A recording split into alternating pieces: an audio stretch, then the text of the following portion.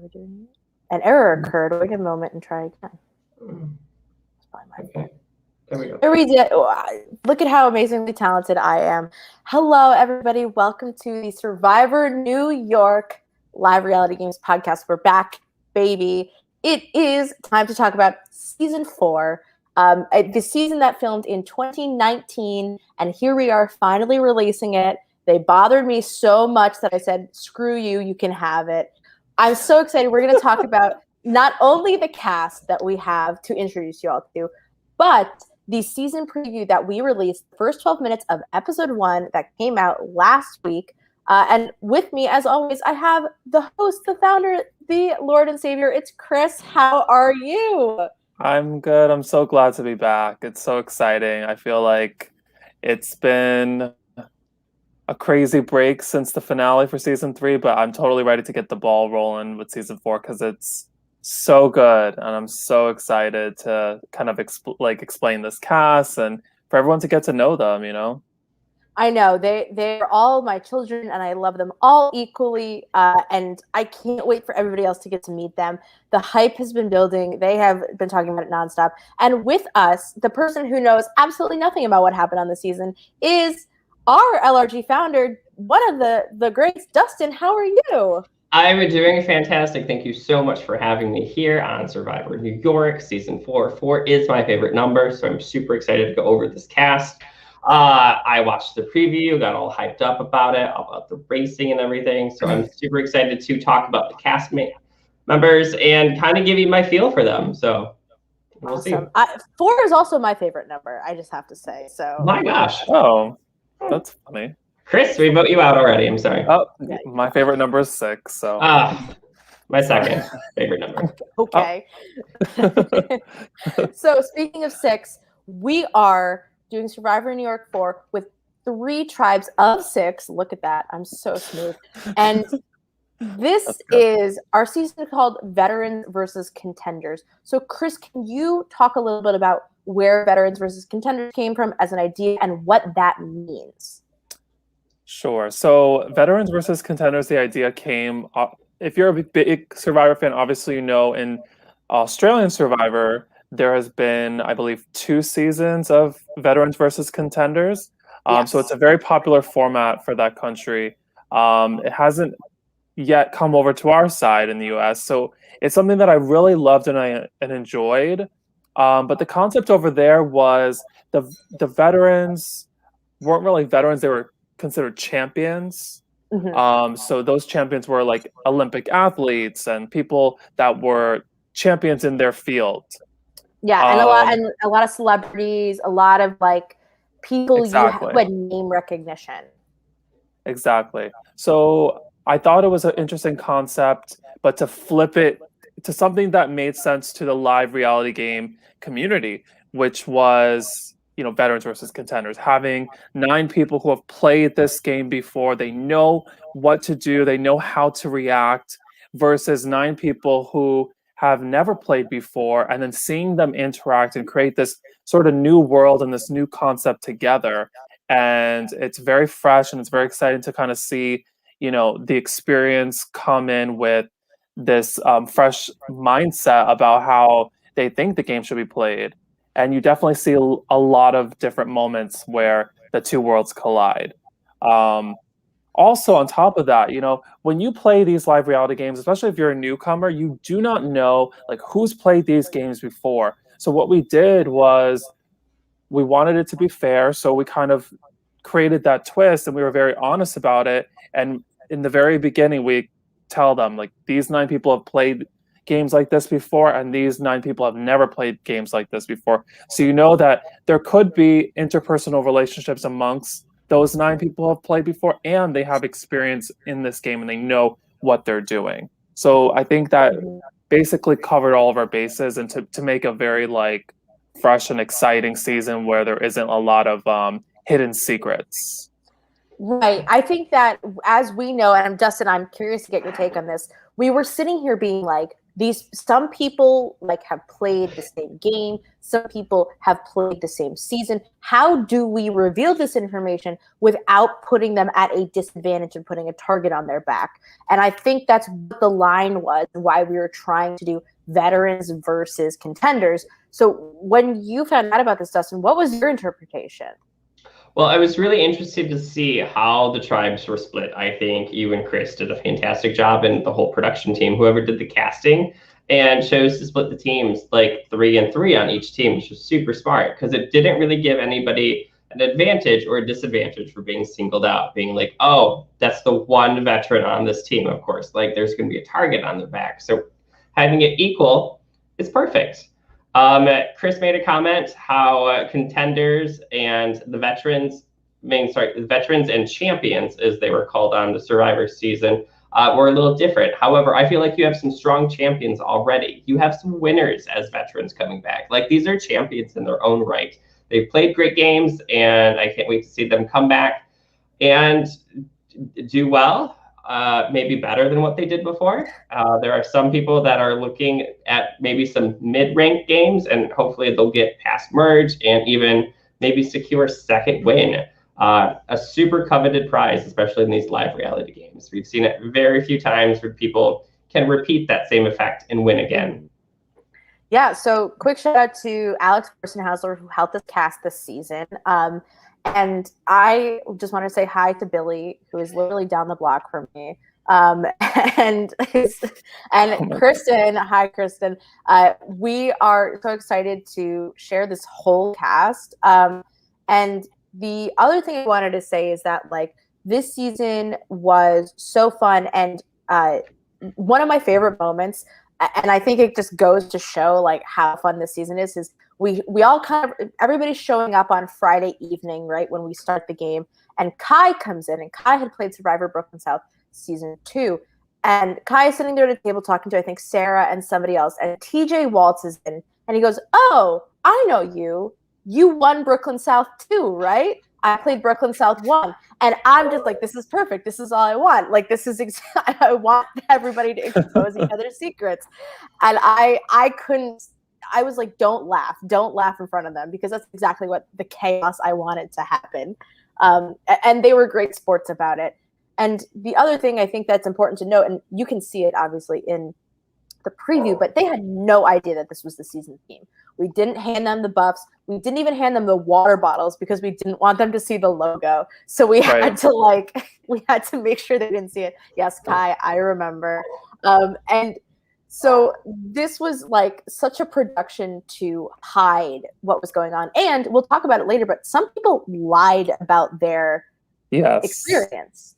And it was very funny to see. It's so funny because like right after that first 12 minutes, maybe 2 minutes later, there is a confessional about how somebody is very upset that somebody else had lied straight to their face about it. So there were people that were definitely hiding it and were never going to tell a single soul. So I think that's what we love.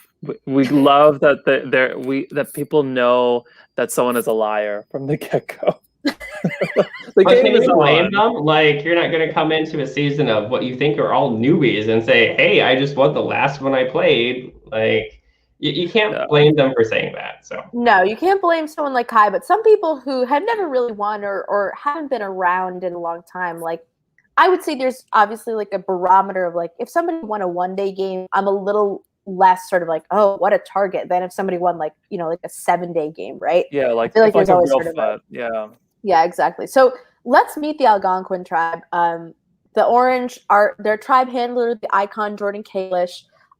This is a crazy bunch. I love them. And we're gonna start with Billy, Speak of the Devil. And Billy is somebody who comes from the org world. He was so fun when I first talked to him, and I was like, I really think we need to have Billy. Billy is one of my favorite things he always talked about was how it's one of my favorite quotes. When I play orgs, I'm always able to make the cutthroat savage gameplay move that leads me down the path of victory, but I'm always sad and emotional when it comes down to it. Doing this online over Skype calls is easy to handle because I can have the conversations and turn off for a while to react. And that's what I wanted to do, is sort of push Billy TJ says, "Oh God, they're posting bios." LOL. I wanted to push Billy out of the comfort zone of, okay, when you play an orc, you can log off, and I wanted to see what it was like when you just had to endure and endure and endure, and see if that same we'll see if that same spirit comes out. I'm wondering if he has any social connections that may try to seek vengeance for his org play. Because we see it sometimes, like there's a crossover sometimes. Some people play the online games, some people play live games, and sometimes there are people that played before. And if he's so cutthroat in these games, some people's going to come out and try to stab him in the back for what he probably did to somebody else. So I'm a little worried about how that might be as a position for him. Mm-hmm. Right. I don't think anybody recognized him, but I think nowadays you would so. Definitely recognize Billy. I think so too. And it's something funny, Naomi. I remember you being his #1 champion. You were just so excited to have somebody so big and powerful in the org community to come out and play the game and get to like experience the other side of it. In a weird way, he kind of has a veteran status in the org community, and then he's coming out into the live reality game community and becoming, a contender. So it's interesting to see the two sides for him and him being able to experience it, in person. I love Billy. We're both in Astoria. We're both like these like big fans, and I knew that it was going to be like that drama of like what happens when you can't log off. So that's Billy. Dustin, any other thoughts? I know that we could literally talk for like 5 hours about this cast. Yeah. I think Billy pops up on my like recommended friends, and I'm like, Billy, I have no idea who you are, so I'm excited to see a little bit about him in this game. We must have mutual friends from online games, live games, so I'm sure those communities are why he populates all the time. But Billy, I can't wait to see you play, and good luck. Yes. And next we have Dresden. Now, Dresden is one of my faves. Dresden found us through Instagram and applied on a whim.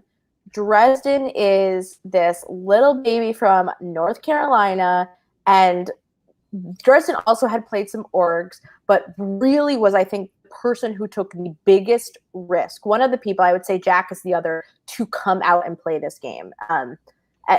Chris, what do you want to say about Dresden? I was probably the biggest Dresden supporter from the get-go. He has like the Southern accent, like a Southern draw to him. And he's just hilarious. I mean, his audition video is just so funny. We should definitely like post some of them because they're just so great. Like, he is good television, and he like sucks you right in and makes you laugh. And you either love him or you hate him. There really is no in between.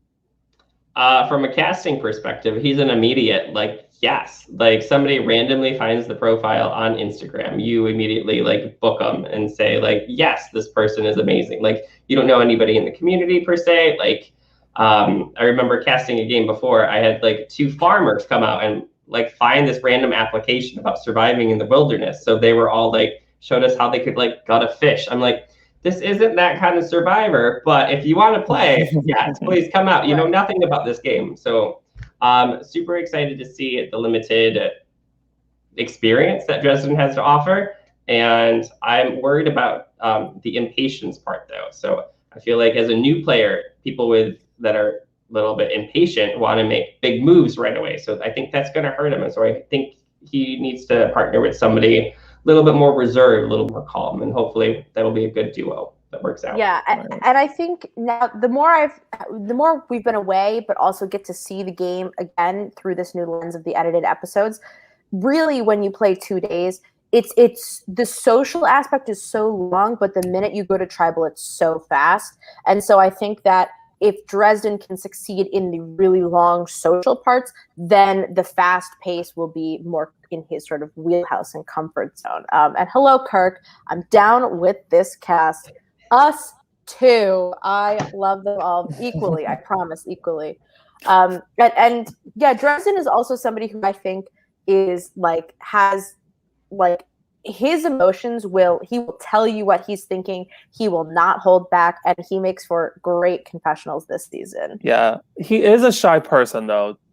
Very, very quick little note is that he's very shy, but at the same time, he's also like that sassy person too. So it's so weird what side of Dresden you're going to get because you really don't know until a moment happens and then he reacts. And that's Yes. what Also, you're gonna get. Oh Chris, your gosh. sister says hello.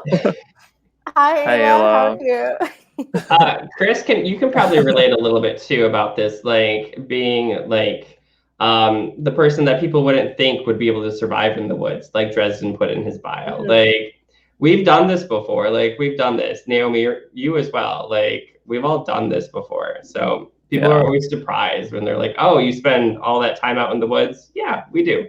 Yeah, Yeah. whether it's Oh, a yeah. backyard woods or, In a park. anywhere. I Uh-huh. mean, my sister played season 1 and she surprised me. She did very well and she survived in the wilderness. So, I mean, anything is possible. Yes. Yeah. So now we have Liska. And Dustin, I don't know if you know who Liska is related to you. Do you know, first of all, who Liska is related to? I have no Okay. idea. Say the last name first. Okay. Maybe you'll get it. Liska Savage is the niece of Andrew Savage from Pearl Islands, Queen we love, the winner of our Sequester mini. But before she played Sequester, Liska joined us for season 4. And Liska is a high school high school or middle school, I think it's high school teacher. And she is really amazing. She's so personable. She reminds me of like myself when I go to a theme park with my friends and I'm like, I'll hold all your bags because I don't want to go on the roller coaster and I'll take care of everybody. Does everybody have sunscreen? That she's got that same energy, and that's what I love about her. Chris, what do you want to say about Liska? I love Liska, obviously. I mean, she actually was a huge fan of season 2 and became really good friends with some of the players from that season. And then they all suggested that we should cast her. She's a great person. She's going to be very fun to watch, and she doesn't disappoint. I think she's a really great narrator. And you'll see that throughout the first episode. She really can tell the story of everything that's happening from her perspective. She's just going to be somebody you have to watch. I think she's a very emotional person at times, but she's also, I don't know how to even put her words. She's just someone to watch. Yeah, I think Naomi, you finish my sentence. She's very emotionally intuitive. She's not gonna fall on her sword for your game. And Anessa, Queen of season 3, is here to say, love me some Liska. And she's got the cutthroat gear and plays self-interestedly. And I think that's totally right.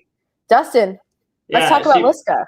She made a comment saying she's really loud at first. And once you get to know her, she kind of settles down and you get to like really understand who she is. And I'm thinking like, she only has 2 days. So I don't know if she's going to settle down from that, like, and really get to connect with people at like a heart-to-heart basis. I think maybe she's going to be just loud overall, and she's going to be great to watch. So I'm super excited. Chris made a comment. She's a great narrator in episode 1. I hope she's a great narrator all the way to episode like 14. I really want to see her go far. So. 14 episodes. You're trying to kill me? Like. Well, I think that's what last season was, right? 12. Last season was 13. 13. All right. We'll see what this season is. I still haven't decided.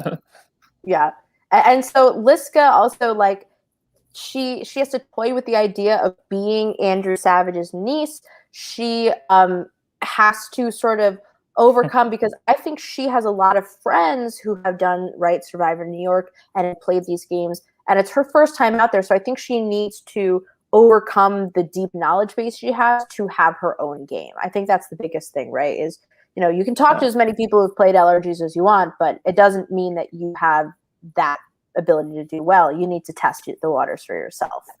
Does that like persuade people about like how to approach her? Like if she says that she's related to somebody that played Survivor, it's an interesting point. She has two roads to go down. She could say, hey, I'm related to a survivor. Hey, I could, introduce you to my uncle after this. If you're like a super Survivor fan, you'd be like, wow, that'd be so cool. Or she might want to keep it a secret. Hey, like her uncle used to be best friends with Jeff Probst. I mean, like best friends. Like the reason why he got to play again was because of their strong friendship. Like she's connected, very well connected in the Survivor-verse because of her uncle. So I mean, there's 2 different ways to kind of come about it.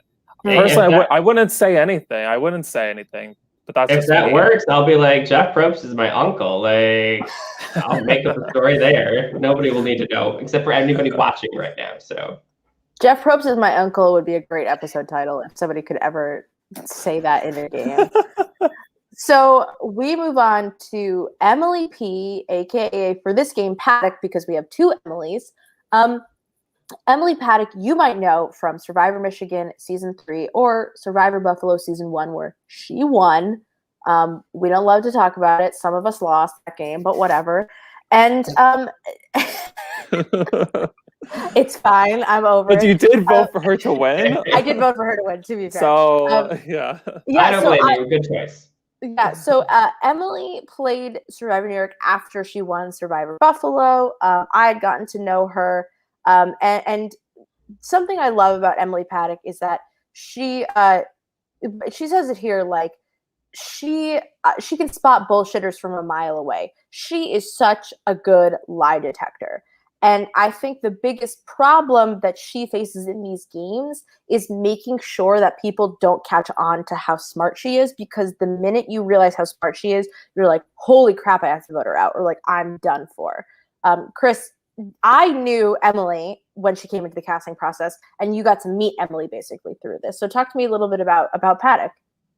Well, it's funny because if I'm being like very honest, she auditioned like right after the whole Buffalo thing, and I remember, like, I don't know if there was bad blood between you two, but you were saying like maybe we shouldn't cast her, but then I really liked her, and I could see her being this like very strong-willed woman, and she could be very much a villain if she wants to be.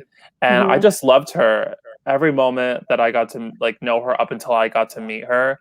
I think, well, Vanessa says it very well there. She never bet against Paddock. She's won in LRG. She's played in Survivor Michigan.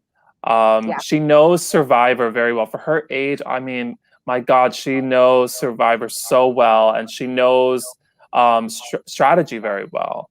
And she brings up a good point about the relationship. She doesn't know how to build these relationships yet. And I think she's coming into Survivor New York with the little knowledge that she's had from Buffalo and from Survivor Michigan to try to like put those two together and see what she can do. I just and you definitely see that. I didn't have bad blood with her. I think I was always in support of, because we'll talk about Sarah in a little bit. I was always in support of not casting the winners. I wanted to cast the losers of the games where people knew each other. And I think that losers are inherently a more interesting story, but I'm still happy to have her on this tribe and on this cast. DUSTYN, I think you must know a little bit about Emily P, right? I actually met Emily P here once. So in Detroit, they were doing an open casting for Survivor. Kirk and I were standing in line. I've seen a few people pass, like the boys from like Survivor Dearborn. I was like, Kirk, look at them. Like they're from the TV show. So I got all fangirl. And then I saw Brittany and Liz from Survivor Season 1. And then I just pretty much lost it. I went to like, oh my gosh, huge fan of you two. And then standing next to them was Emily right there. And she's like, hey, I played Michigan too. And I was like, I don't really know who you are yet. It's okay. Like, but I was fangirling over Liz and Brittany so much, and Emily was there too. So I got to meet Emily in person. I have a little memento from that day still on like my Survivor wall because it meant a lot. Because I got to meet Survivor Michigan people, I got to meet like Survivor Dearborn people. Like it was just a whole swell day. I didn't get cast in Survivor, of course, but anyway, their loss. I think Paddock is a amazing game player. I think the biggest foe she has is herself. She plays a really hard game sometimes, and I think she really has to just trust in her allies more, I guess. Like, she did fine, of course, Buffalo season, of course, but I think she plays a really tough game, and if she can lower that down just a little bit, she'll be a little bit more easygoing and swing another win. Yeah, she's also the youngest person too of the whole cast. The youngest player on this cast. It's funny because I was looking through to compose like these images and get the bios. I was looking through the application files, and I was like, you weren't 19 when you played this game, because she was 19 when she played with me. And I'm just trying to sit there like figuring out the math of like how old was she when she played this game. I was like, okay, she's 20. Because I would have felt so old if she was 19 playing this game. She's also really fun, especially in the first episode. You get to see like her confessional game is like unparalleled, and we'll see it a little bit this season. Paddock, I'll also say the biggest downfall, she talks about it, but she thinks about people. I think I cut it out of this. You can see it on our Instagram. There's even longer bios, but she thinks of people as numbers and not people. And that's what she said. She wanted to build a better relationship with people in this game, is because she wanted to move on from, I remember sitting on the Buffalo jury being like, I mean, she cut a bunch of people, but she just kind of expected them to, in the end, understand, when obviously there were a lot of human emotions flying around. So that's the ticket for her, right? Can she get people to give her the win and not just be sort of a cold-hearted snake? Which Anessa loves that about her. But, of course, coming from another cold-hearted snake. And then I think she'll be totally at home with another Emily. I mean, she played Michigan with 2 other Emilys. There were 3 of them in her season. So another Emily could be nothing for her. Yeah, exactly. Oh my God, that's crazy. So now we have Sam. Sam was on Durham Warriors Survival Challenge. Sam also helps with Surviving Maine and did the South Africa trip that Bryce went on. They played Survivor South Africa contestants and all that, but I think it was after this game. Sam and Jack Atkins from The Circle. Jack Atkins, icons all around. Sam is this always makes me laugh that people's first impression is that I am either angry or unapproachable. That's because I have major resting bitch face. But Sam also has a lovely smile, and you can also see it in the preview. Oh, look, Emily, go away, Emily. So Chris, talk to me about Sam, because you knew Sam pretty well. Yeah, so I first met Sam when she played Durham Warrior Challenge the year after I did. And I remember specifically the tribal council that she got voted out. She was blindsided by her whole tribe. Yep. And as she got her torch snuffed during the challenge, she cried. I mean, she was bawling, crying. The whole audience kind of just stood there in silence, and we all felt terrible for her. And that moment there, I said, this was 2016. I said, if I ever have a Survivor game, I need to approach her and ask her if she would want to do it. And that was back in 2016. So 3 years later, finally the time comes and she's able to come play my game. And I'm just very excited to have her be able to continue her experience, because that was her first game that she ever done. And then this is her second game that she ever did. So basically, she has a lot to redeem from that first time, because she left early during one of the biggest live reality games, I would say, in the history of live reality games. Mm-hmm. But, she's a Mainer. She's a tough girl. She's a mother. Yeah, she's a fucking mother. That, I feel like she doesn't talk about it, I think, enough, because it's very normal to her. But, I'm like 26 with plants, right? Like, to me, it's you got to be really badass to have kids and she has her shit together. I mean, she has a house, she has a husband, she has a kid, she has a career. So it's like she's very smart and she's very likable. She's a really personable person, and that was one of the things that drew me to her, is that she's a very likable character for anybody watching. She's very like Elaine from maybe Island of the Idols to me, that sort of energy she gives off as a person. Yes. DUSTYN, talk to me about Sam.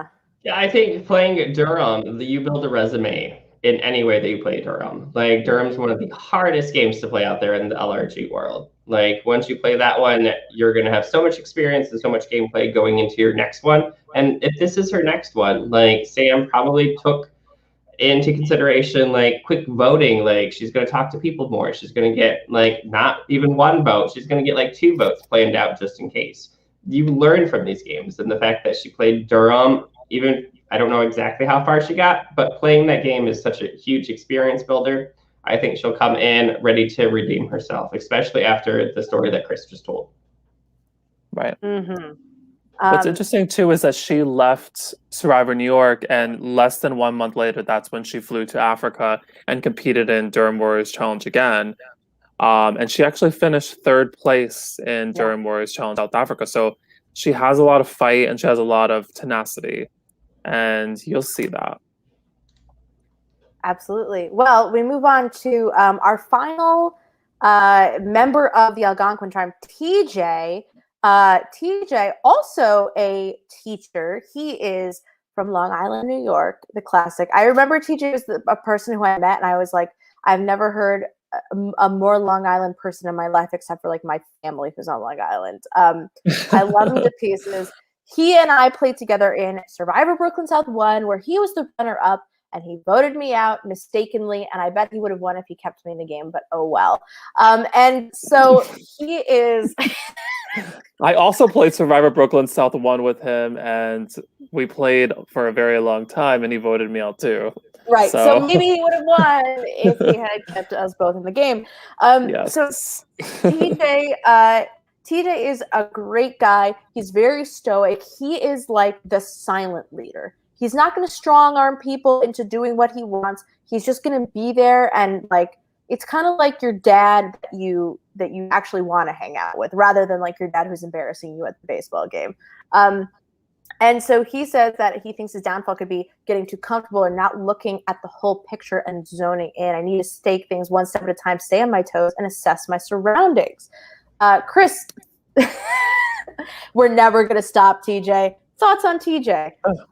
Well, it's interesting because like I've gotten to play with him. Like I played from a final 15 to a final 5 with TJ, so I know what it's like to work with him one-on-one. And I know that in most situations when you play these live reality games, like who you are as a strategist and who you are as a player doesn't necessarily change 100%. So how he played in Survivor New York is probably how I experienced playing with him in Survivor Brooklyn South. And he's just a wealth of knowledge. He's physically strong. He's mentally strong. He's good at every challenge. He's a good runner.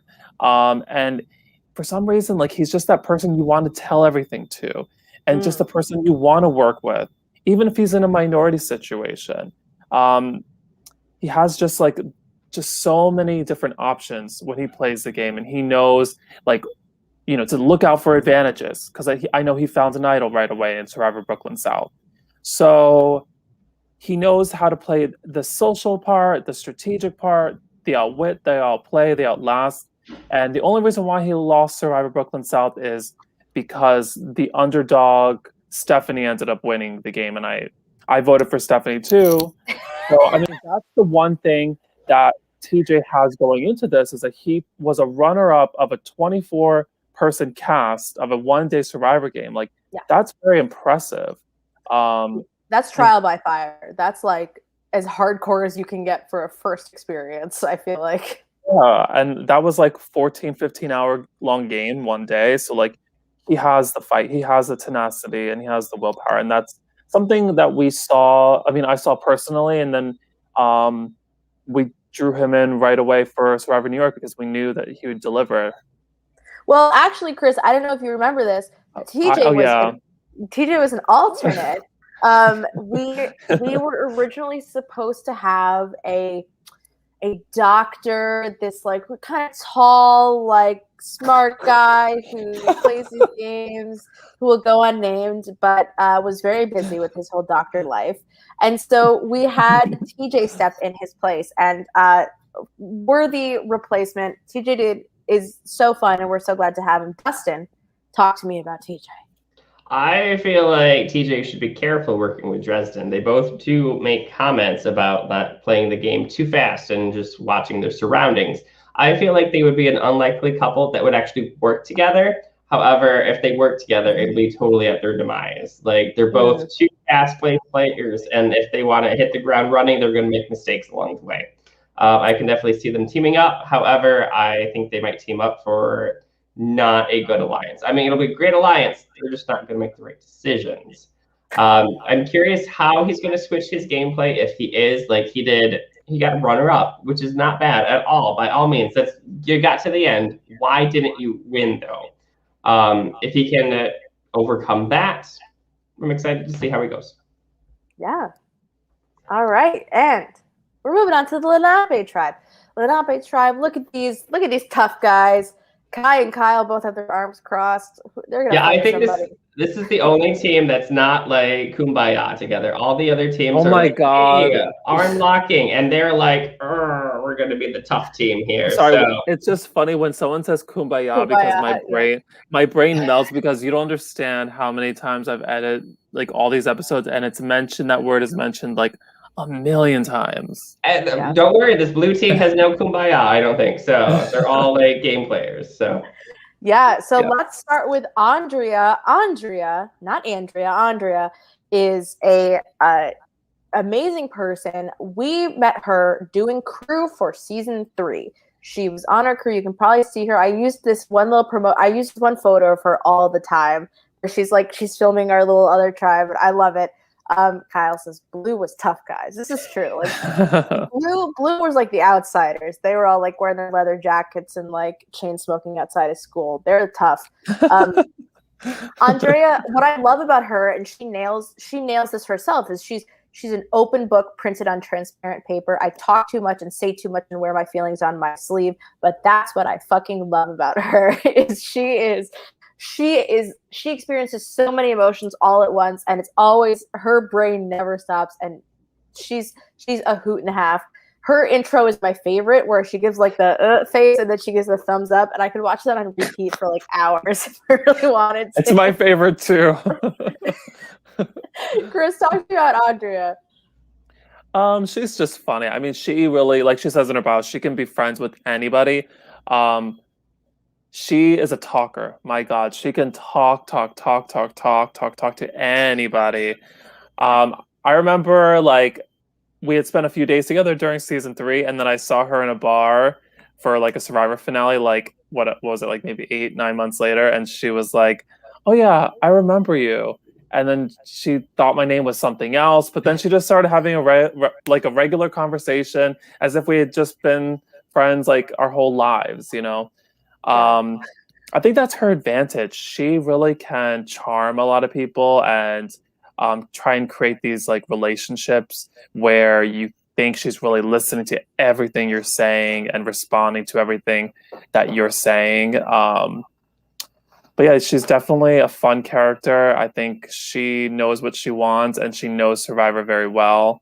And she has a very, I mean, I'm not going to go into like what her career is, but when she applied and I saw like her, you know, job, I was like, wow, this is so cool. Like she really is a hard worker in everything that she does. now I'm curious, what does she do? We'll tell you about it off air because Yeah. Okay. So it's a Yeah. secret agent. I see what it is. Okay. Yeah, I won't tell anyone. Yeah. All right, Dustin, what do you got for us? I was concerned at her first sentence when she gets upset with a rude customer or something. So I really felt like, oh, she's not going to do good in the game. And then her second sentence, she makes friends randomly and invites them on Facebook and messages them or whatever. Then I was like, yes, this is exactly how you win the game. Like if she makes a random connection with somebody and they become Facebook friends, like she gets to spend 2 days or however many days with this cast. She's going to make friends with everyone. And that's really what this game is about. Like you can be a terrible like Frisbee thrower. But you just have to make friends with people. And that's what the game is about. So Yeah, I just wanted to highlight that Inessa says she's not perceived as a strategic threat and she's lovable. She can go very far. And I think this is true. I think the one weakness Andrea might have is that she does genuinely want to get to know everybody. And you can't really get to know 17 other people in like, 8 hours. Your head's going to explode. So it's like she does genuinely care, but it's almost like don't hurt yourself. Like we gotta have a ways to go in the game. Some people and are something go about her strategy is very like yes man. Like she will just say yes to everything. If you approach her about an alliance, the answer is always yes. If you think you should vote out this person, the answer is always yes. I feel like that's just her sort of personality. She'll never turn down something. Mm-hmm. All right. I agree. I don't want to say too much. I don't want to give too much away.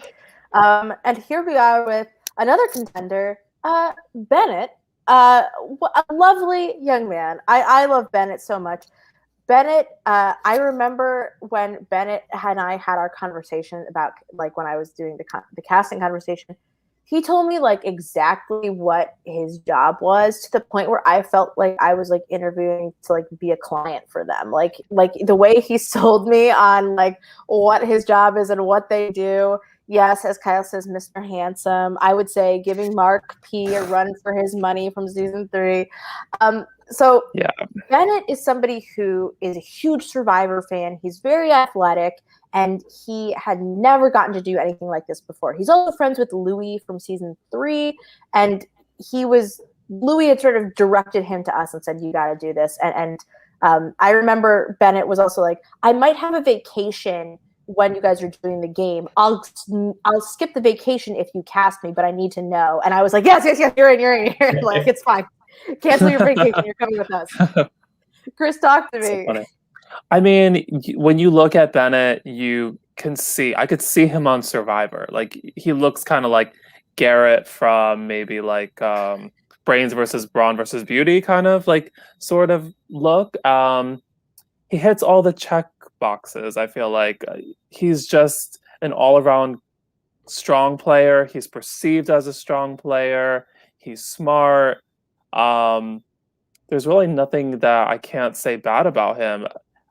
Everyone is going to perceive him in a certain way, and he knows it going into a game like this. And he's a very confident guy. Some people may see it as cocky, but he's just very confident in everything that he does, and he exudes that. I know he's applied to the real show. I don't know how far he's gotten, but I can assume that he probably did very well. He's a New Yorker, so he's a tough guy. Yeah.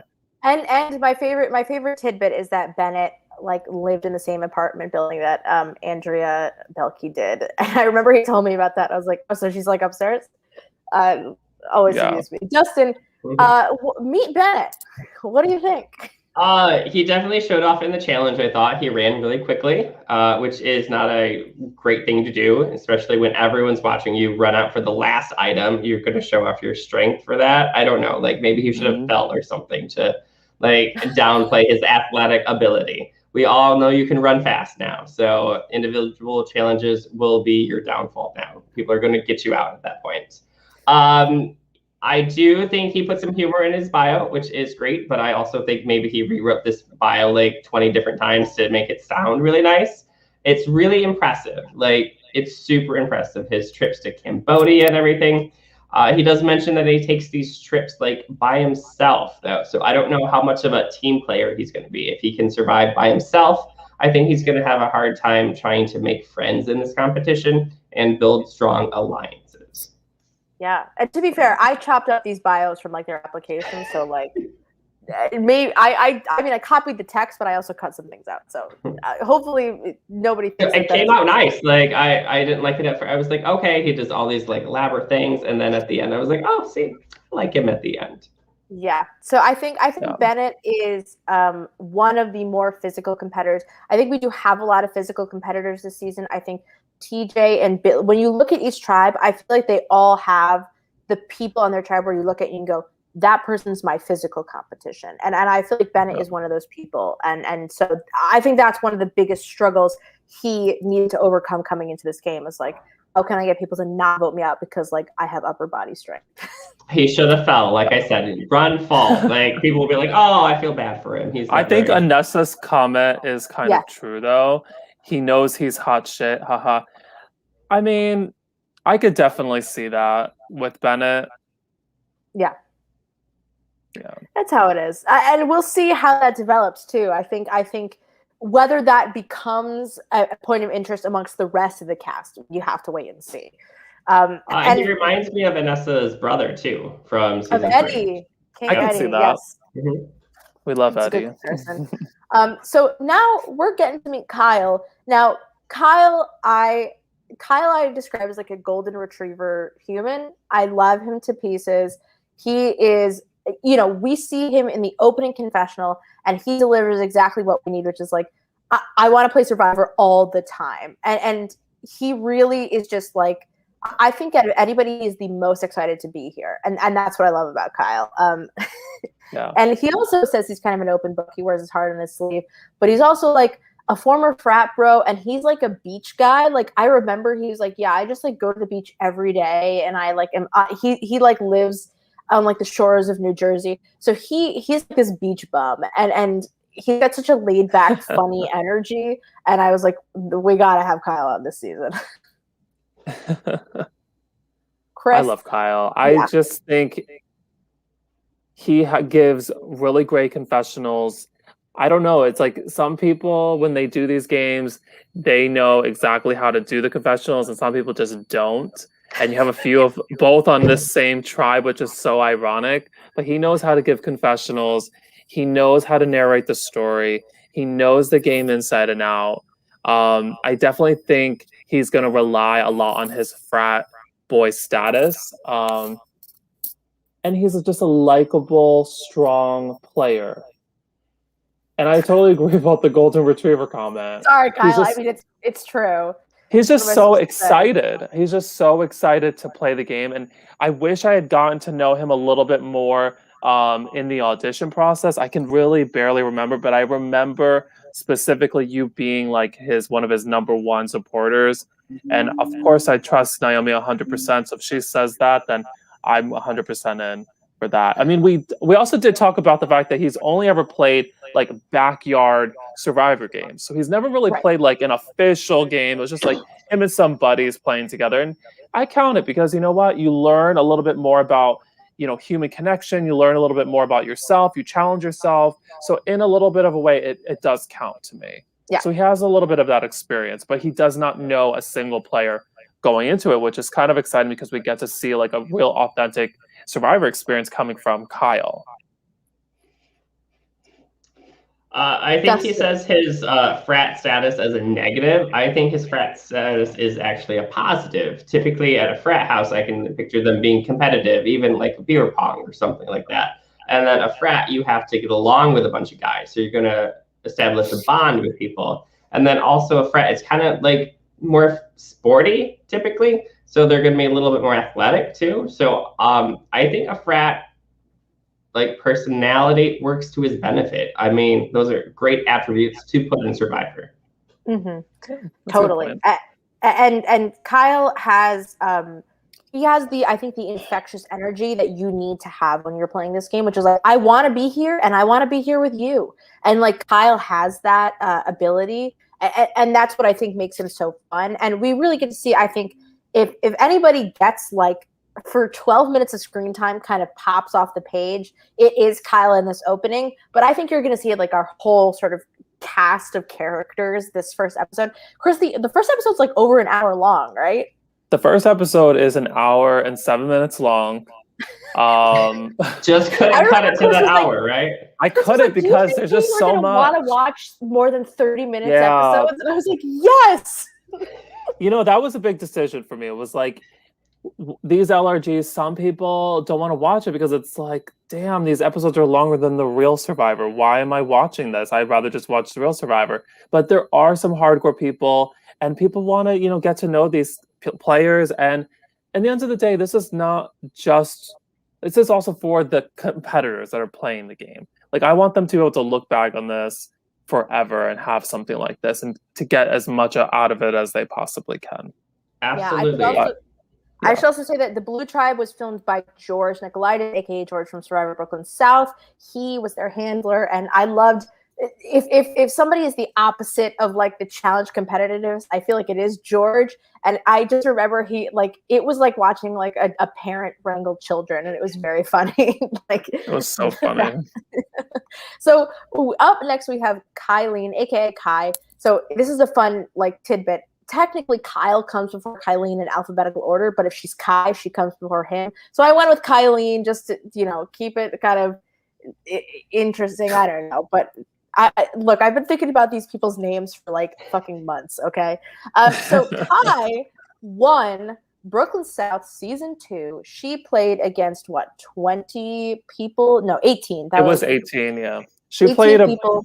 What was that? Brain versus Brawn versus Beauty. Yep, Right. in the park. She beat Jordan Kalish in like a 5-4 vote or something like that. The queen stays queen. We love Kai. Kai is a D1 athlete. Oh, I put the enter in the wrong spot. She knew she was coming in with a target on her back, and so her idea was, let me be the shield. Chris, talk to me about Miss Kylene. You know, it's really cool to get to play. I mean, to get to see her play again, because I got to watch her entire game in Brooklyn South season 2.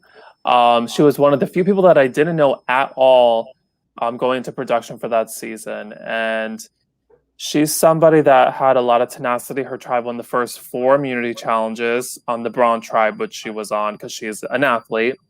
And then she got onto a swap tribe that put her in a bad situation because that tribe lost 3 challenges.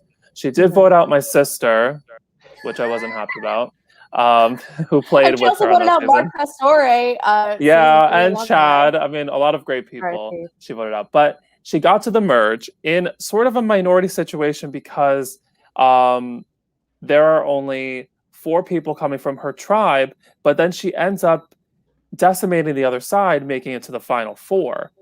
And then from the final 4, she makes it to the final 2 against one of the arguably like strongest players of all time, Jordan, and she beats him in a 5-4 vote. So she has a lot of tenacity and a lot of strength.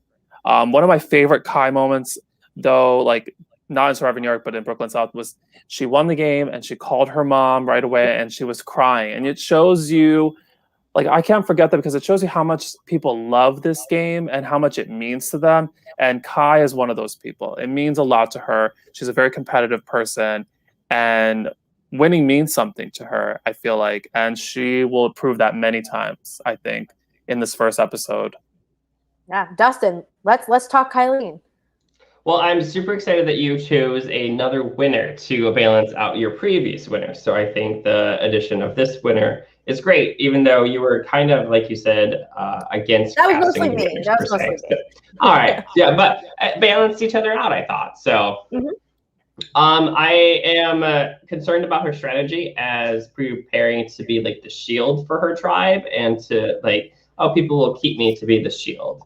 I don't know how long that'll last, especially with such a dynamic cast. She probably had these thoughts before she got into the game and didn't know exactly who she was playing against. I don't think this strategy is going to fare very well with what I've seen so far in the cast. So I'm worried if she's like, keep me around, you'll vote me out later. Might as well just vote you out now, I think. So. Yeah, I think that Kai is like a challenge asset. So she's definitely sort of got this like, I can be really helpful in challenges, and it all depends, right, on if the blue tribe, if they lose, do they want to keep winning, or are they thinking that she's too much of a threat? And I think that really is like what part of it comes down to for Kai. But also Kai, like I think in Brooklyn South too, played a great game, was super under the radar, almost like Michelle Fitzgerald-esque. And this is really, I think, an opportunity for her to test the waters even further and see if like, hey, if I sleep overnight with these people, do they still like me in the morning? You know, like this is a real test of her abilities. And I think she was really looking forward to it. So we're just lucky to have her. And I wanted to jump on to Marilyn, Queen Marilyn, also from Queens, New York, just like me. She kills me. Didn't she work with fire alarms? I feel like I remember she told me that she worked with like smoke detectors. I think that's correct. She applied. I loved her personality. She's quirky. She's funny. She's quiet, but she is always thinking. She's very self-aware. She's someone who says, you know, put me on the puzzle, I can't run. Like, and that's what I love about her. So Chris, talks to me about Marilyn. Yeah, I mean, I totally agree with everything you just said. She's a very quiet person.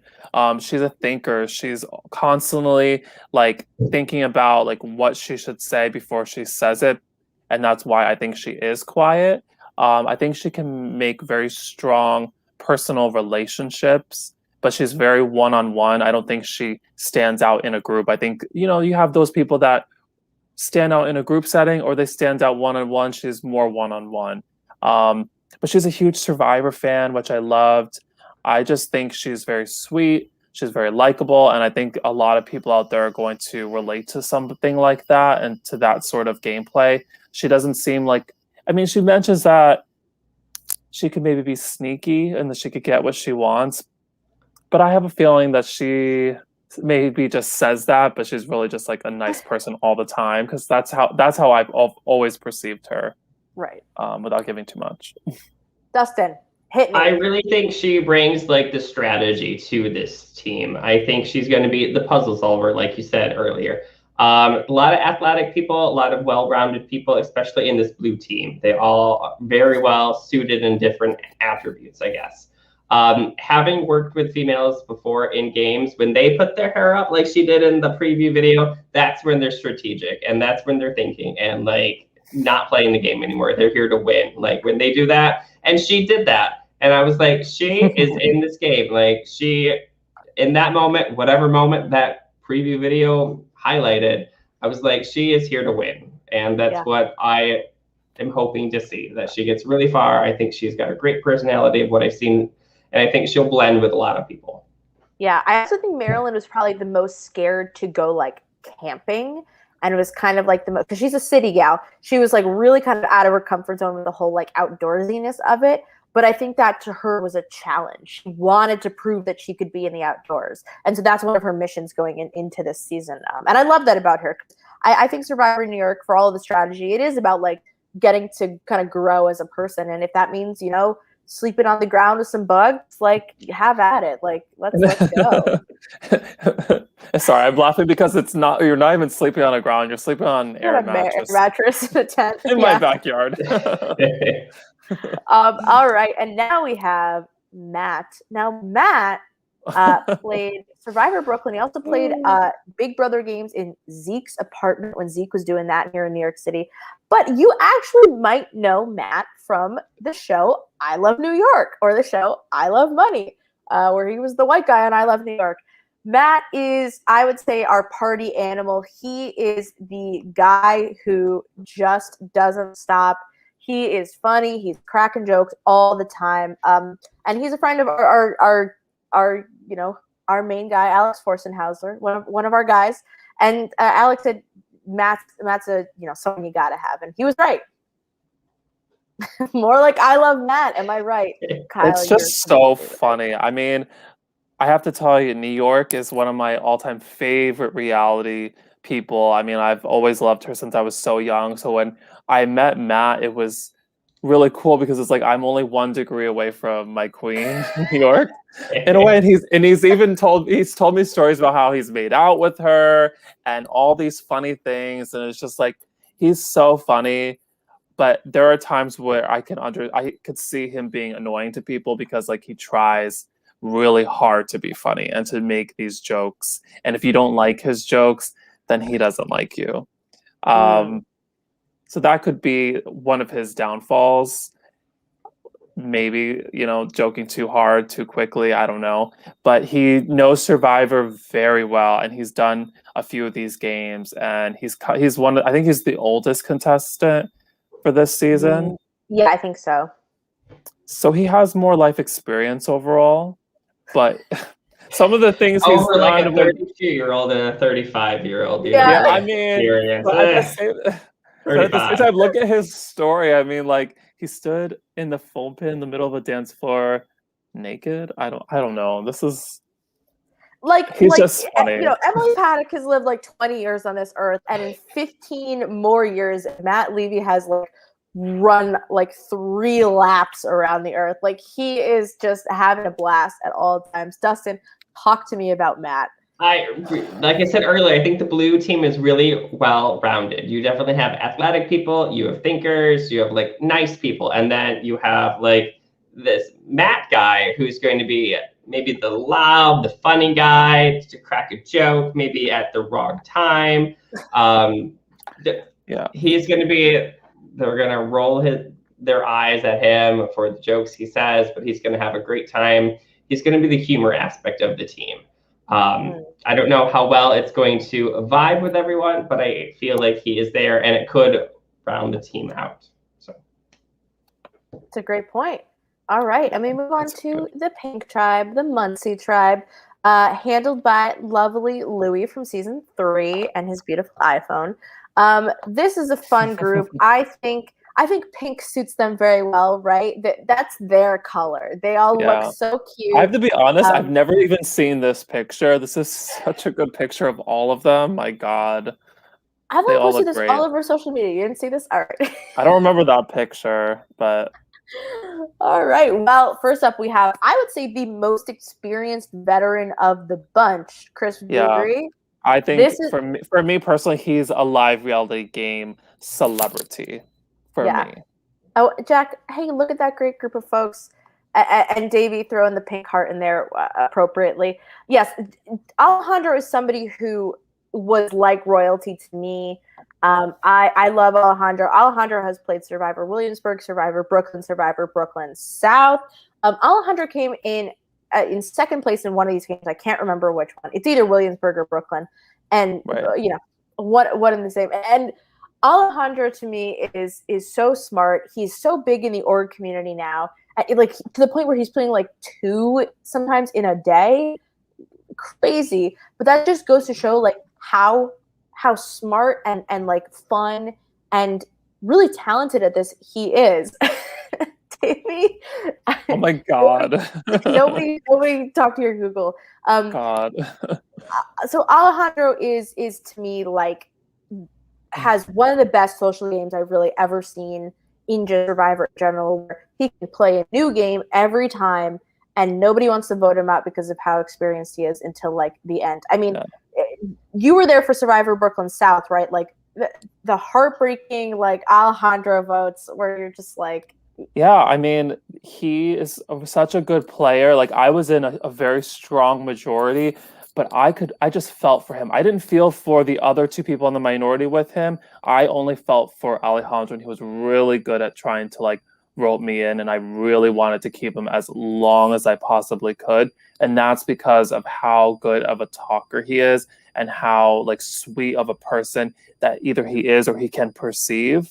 And that's just that's great about him. I mean, he's a good-looking guy too. So there's all these different aspects that kind of play into Alejandro's game. But 2 things really quick. Did he play the Survivor game that Andrea and Zeke were in? Was he in that game? I can't remember. The one that Alex was in. I don't think I know Alex was in it. Okay. But I maybe he played a different version of Matt P's game. But like he's played in so many like hardcore, intense games, like one after the next after the next.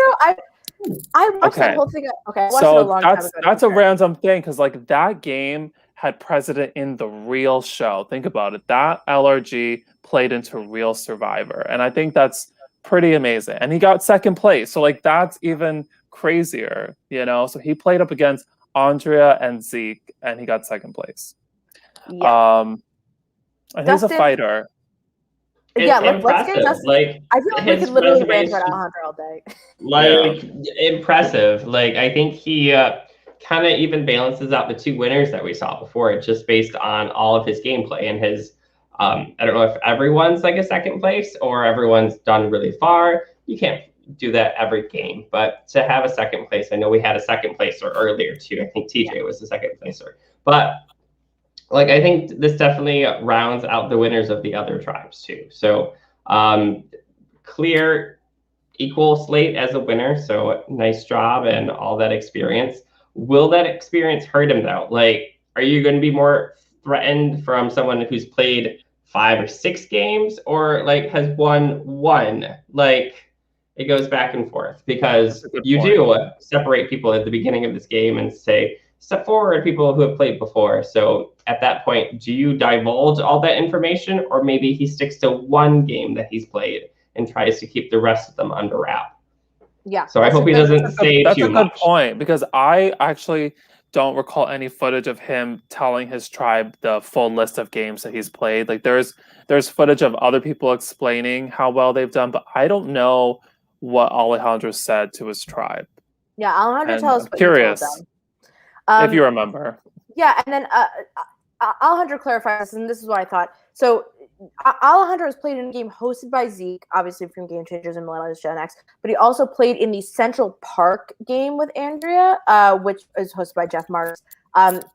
There were so many games that like happened that weren't like really filmed that like you just hear about in like the ether of like New York live reality games. I feel like, and you know, Alejandro, very popular, I think, in the org community, and another person who I think has really just skyrocketed in the org community is up next is Davey. Davey, who I remember told me that he has 2 Y's in his name to make sure that people read his emails and spell his name correctly, and that was the moment I knew that we needed to cast Davey. Davey is an amazing person. He plays dodgeball, and I remember him telling me how competitive he was in dodgeball, that he always wanted to be the coach. He was always like wanted his team to win. And I was like, there's no way we can't have like a competitive gay dodgeball player on this season. Like, it has to happen. Oh my God, that's so funny. He is just, like he said, he's very extroverted. I mean, he knows himself very well. He's strong. He intimidates me a little bit, maybe in a good way, maybe in a bad way. And the best word to describe him is sassy. He is sassy. And I love hearing his confessionals. I think people just will love and gravitate toward Davey. There's just something to love about him. I think he's sassy with Dresden as well. So Davey and Dresden are sassy together, I guess. Yes.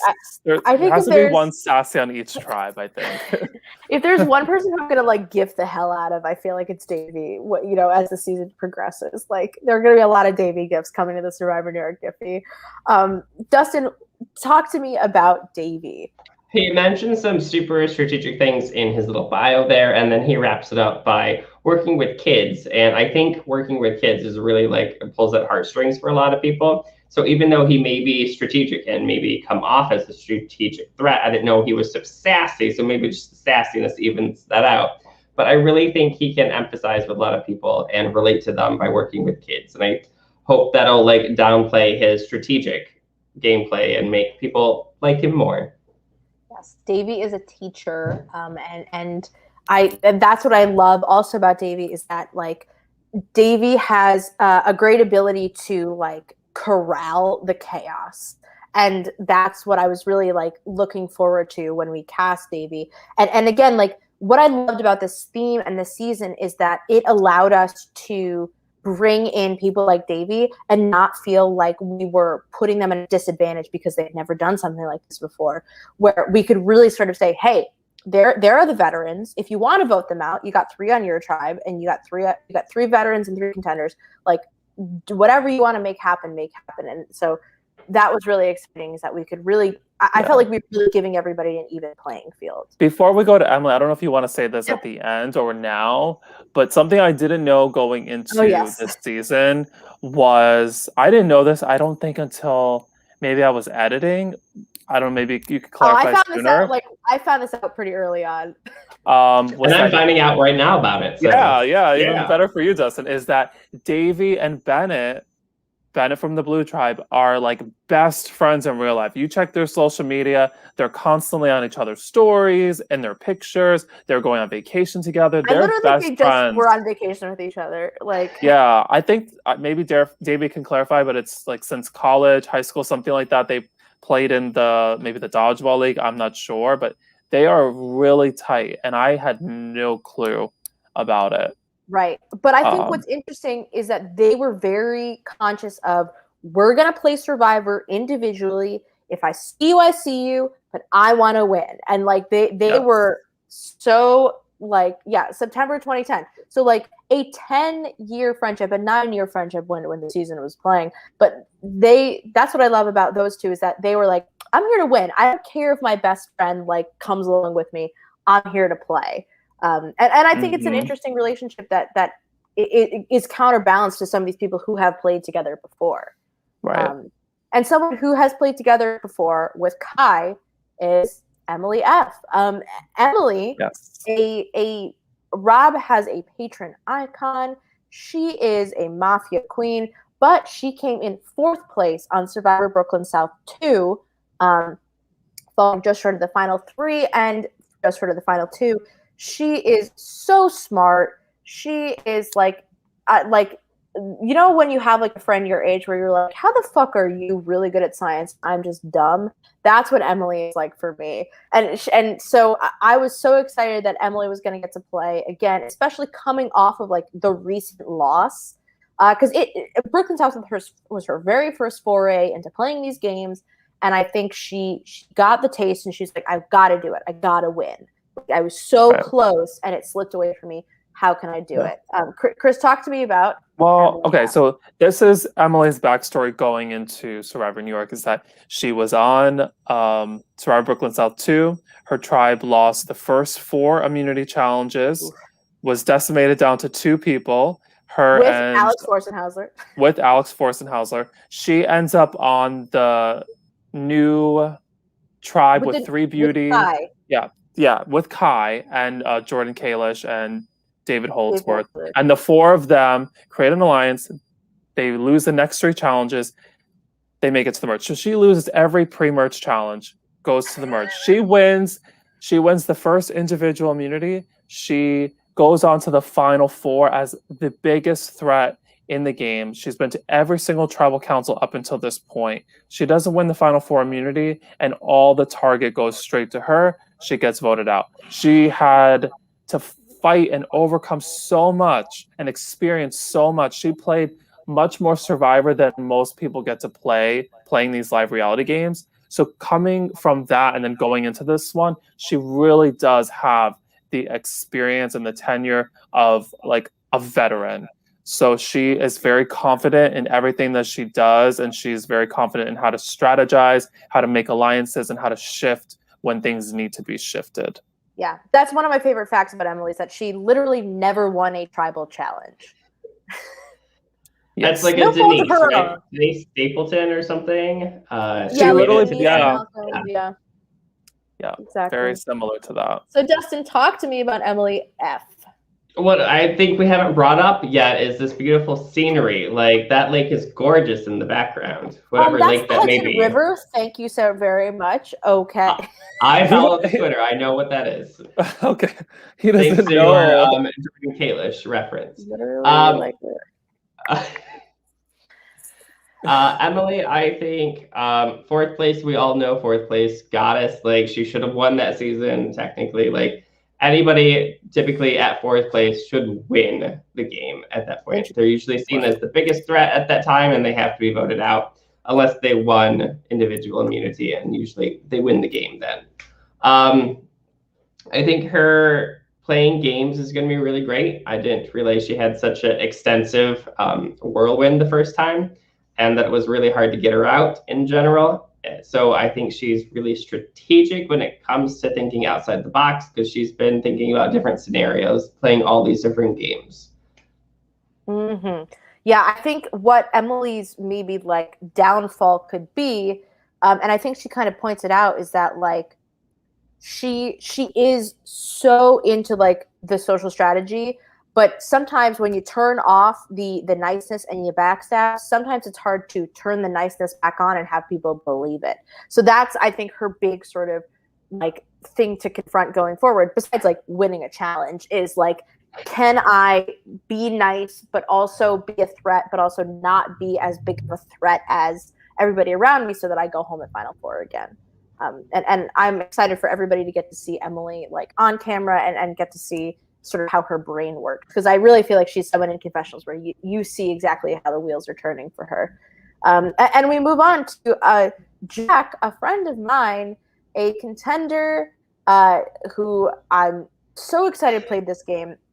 Jack is someone I knew from a different thing outside of it, but he had gotten into Survivor, and I was like, Jack, like, I hope you apply. And when he did, I was like, ooh, like, let me hope that Chris likes him enough to like want him to play this season. And it worked out. Jack is he's a software guy. He is from Virginia. He got into a fucking car accident on the way to the game. So Jack went through a whole lot to get to Survivor New York, and we're so excited that he's here. Chris, Don't you remember that? I mean, yeah, of course. He's such a trooper. I mean, he was supposed to get here at like 6 or 7. He had to get a rental car. Got here at like 10:30. He was the last person here. I mean, that alone, starting the game with like a clouded judgment of like negativity from getting in a car accident, and then being the last person to show up. I mean, how awkward is that to like have to approach a group of 17 other people and get to know all of them at once instead of like a more slow pace? So it was, I think it must have been very hard for him. Jack is very much perceived maybe like as a Cochrane type. He's very smart. He's watching everything, looking at everything. But he's also very quiet. He's very analytical, I think. And that's why I think he's a really good all-around player. And that's why I think we casted him. Absolutely. DUSTYN, what are your first impressions of Jack? I'm curious. Naomi, you said you had to go up to bat for Jack a little bit. Chris, you didn't want to cast Jack, or was there? I think it was more just like you know what it is like when you see the potential in somebody and you're like, I really hope everybody else sees the potential in this person because I know what I'm seeing. It was like that for Kyle and Billy and Davey, where I was like, these people to me are screaming like, put me on the cast right now, and I have to sort of persuade everybody around me to do the same thing. Right. Absolutely. Or you could be like us and just extend it another 3 spots. But we're like, we like these really 2 people. We might as well just add another 2 spots here. Oh, wow. I wouldn't do that. Get more players in. You will never see Survivor New York going longer, I feel like. No. Jack, I think it's really interesting. He definitely has the polo on, which is a different thing than anybody else is wearing. So he's got his little collar shirt on. So I see his IT background sticking out for sure. It is a little bit of a faster gameplay, so I don't know how quick he's going to build and bring up his personality with people. He says he's kind of shy talking to some people and doesn't like approach them too often. And this game isn't 39 days, it's like 2 days, so you got to have those conversations pretty quick. You got to warm up to people. And so I hope he does, and he can share his love for Toto with other people as well. Yeah, that story made me laugh. And I accidentally, when I was making these, I accidentally put this as Marilyn's bio, and then I remember Marilyn being like, I don't even know who Toto is, and I was like, wait a minute. And then I was writing Jack's, and I was like, oh shit, I mixed them up. Like, it's really funny. I was like, oh wait, that this makes so much more sense as a Jack bio. So up next we have Kira. Now Kira is also friends with Matt, and that was something, I don't know, Chris, if you remember coming in. I did not know until like maybe the end of the first day or 2. Somebody told me. I had no clue. Yeah. So we'll see how that plays out. But Kira is her own woman. And I love Kira. Kira is she was like an archaeologist, right? She like worked at like a science center for kids doing like archaeology stuff. And I think she is like, she's the sunshine of this tribe. She is always just happy to have a good time. She's here for, she loves, the outdoors. She loves adventure. And she was like, this is a new adventure. She isn't as big of a fan of Survivor, I think, in her adult life as she was as a kid. And so I think it was like kind of reliving that childhood for her. And that's what I wanted to bring up. It was, of the 18-person cast, she would be 18th as far as a Survivor fan goes. She has the least knowledge. She's seen the least amount of seasons of anybody. And I don't think she understands the full concept of alliances and strategy and the hidden immunity idols. So that was something that was sort of a challenge for her. I think coming in was getting to like learn the game again and learn, that this whole process is going to be very fast paced and she's going to have to do it very fast.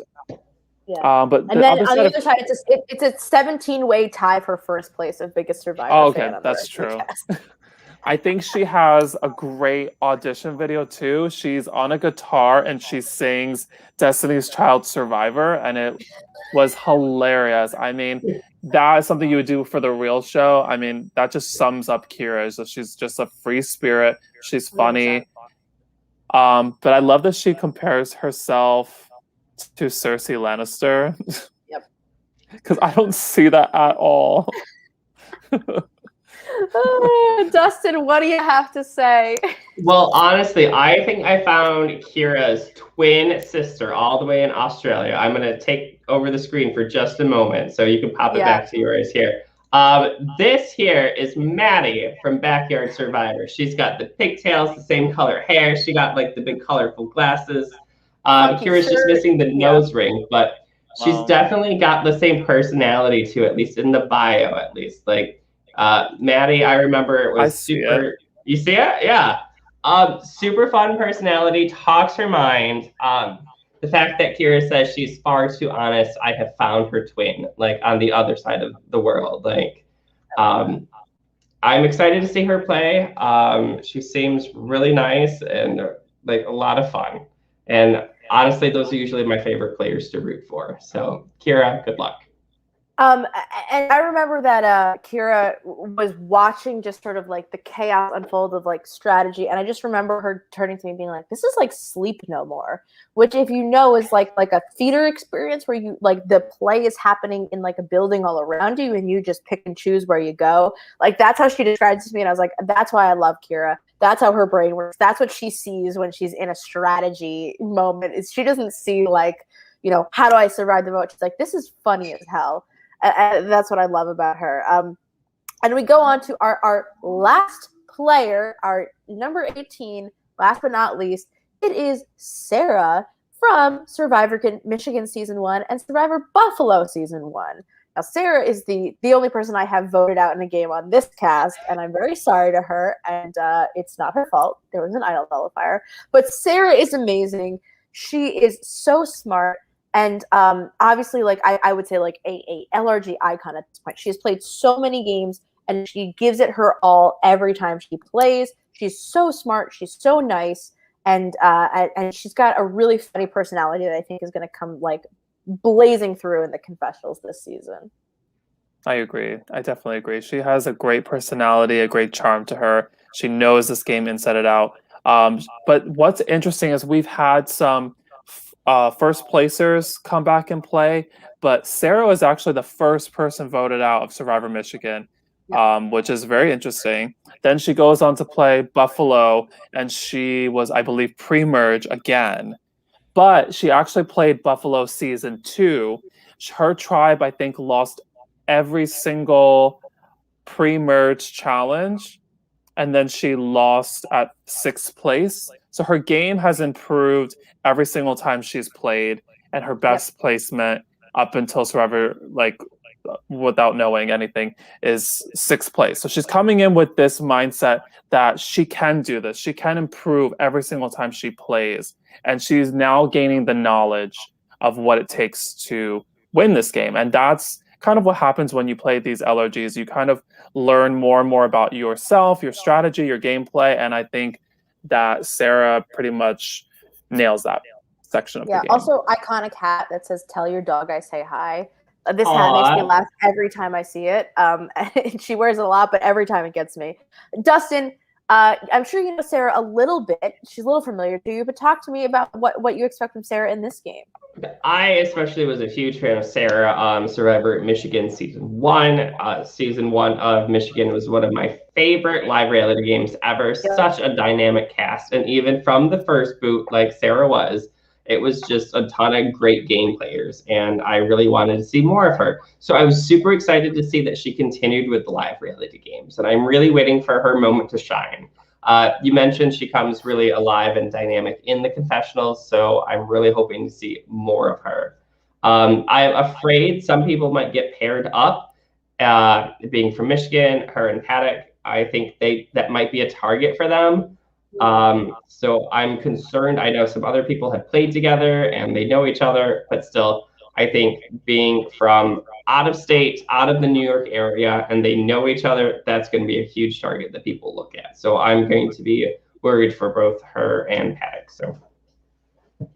Yep. And I think for Sarah, she shows, and I think that not enough like College Survivor, people sometimes want to take the chance to play a live reality game because they think it's different, but you really go through the ringer of College Survivor. And you can do it like just a live reality game. It's a fun weekend. You get to meet so many amazing people. And let me tell you, if you want to move to New York City, come play Survivor New York while you're at it. Like, that's what I'm going to say to all these people. Because you'll get friends. You'll have adult friends. Then we'll take you to bars. We'll buy you drinks. Come play with us. Yes. And Sarah, I also sort of have as a kindred spirit, because I've been my first boot before, and you just kind of sit there and you say, like, am I terrible at Survivor? Why do I do this stuff? And then the ability to bounce back really says it all. And that's what I love about Sarah, and what I was really excited to see have Sarah on this season. You've been a first boot before? We don't want to talk about it. Okay. Anyways, that's our cast. DUSTYN, thank you for being here. And any final thoughts? Actually, I know what final thought we should get. What's your winner pick, DUSTYN? Marilyn, honestly. Like, I think she's got it in the bag. I think the Blue Tribe is super well-rounded. I think they're really going to bond, even though at first they're super tough. But I think they're the most well-rounded in personality-wise. So if they can come together, which I was concerned because the other two group pictures, everybody is hugging, everybody's together, and they're just like, and they're shot. But I think she's going to bond with some of the higher personality types, the louder people, the more athletic people that are going to see her to use her as more of the strategy counterpart for her. So I think she's really going to fit with a lot of people. My bets on winner picks have either made it to like the finals or have been more likely the first boot. So Marilyn, I really hope I didn't curse you in this. I know the season's already been filmed, so I'm wishing you the very best. I'm so sorry if I bestowed a curse on you. That I just good luck to you. On the flip side, though, does anybody give you the first boot energy? Not really. I feel like some people may, like I said, with Sarah and Emily too, or Paddock in this game. Being from out of town, if you say you're both from Michigan, even though you could be on totally different sides of the state, that's going to put a huge target. They're going to assume that you work together. You're going to be secret about it. You're both coming back as veterans in this season, even though you haven't played with each other. But I just think that's just a huge target to have if they are honest and they know each other. And okay, so Marilyn is your winner pick. Do you have like a male winner pick? Do you predict any of the men going really far? Let me look at my notes here. I just love like, give me the opinion. Inessa says the newbie girl gives me first boot energy, the one who doesn't really know the game, which would be Kira. Okay, Inessa, all right. We'll mark that down in the books. Bennett was honestly my winner pick in the very first before I watched the preview, and I was hoping he didn't show off so much skill in the first challenge. So I think that's going to be a detriment to him. But at the same time, he's good athletic ability. He seems nice and personable enough to bond with people. He's on the Blue Tribe. I hope him and Marilyn bond together really well. That's just my fan fiction in my mind. I'm like, yes, they're going to be like besties and make it to final two, and they're going to both win at the same time. No, Marilyn's going to win. So I told everybody that we would announce the premiere date of episode 1. Chris, they've waited long enough. The children are thirsty. They have bothered me nonstop. When are we airing episode 1? 2023? No. I thought you forgot. So it's going to be coming out May 28th at 8 p.m. I believe it is. Yeah. We said 8 p.m. Okay, May 28th at 8 p.m. So very, very soon, like 2 weeks from today and a day. So it's going to be very exciting. There's going to be new episodes every Friday. And we're going to be doing the podcast with the eliminated player every following week. And it's going to be a very crazy summer for Naomi and I, because we're going to be doing all these podcasts while planning season 5. And as soon as the last episode sort of airs, we're going to actually be filming season 5. So it's going to be very exciting. Yes, I can't wait. And episode 1 is going to be literally over an hour long. And not only that, yes, Jack, it's a Friday night. Not only that, but we will be live. I think we have to figure out what day we're going to go live. We're also going to go live with Ben and Brian from seasons 1 and 2, who are going to be talking to Chris and I about the season on their channel, Wicked Get Everything. So get ready for that. Join the Survivor New York live reality games viewer group, where I post all the fucking time about what's going on. You'll get episodes, you'll get the podcast straight to that group. Get in there, subscribe to our YouTube channel, youtube.com/c/Survivor New York. Follow us on Instagram. We have a link tree. I made it myself. Emily Paddock called me old, and then I made it because she bullied me. And that will have all of our details. I just want to say thank you to the cast for putting up with how long this has taken, but I think it's going to be worth the wait. And before you know it, it's going to be over. So, push every day. Yeah, Dustin, thank you for being here with us. I appreciate your thoughts so much. You've always got a great opinion, and I love to hear it. Thank you for being here. Thank you, Dustin. Awesome. Well, we're going to go to bed now. We're all, adults who have to edit 5 more episodes of Survivor. So good night, everyone. Thank you for tuning in. Make sure to support us and keep your eyes open for episode 1 on the 28th of May. Good night. Hey, Bye. good night.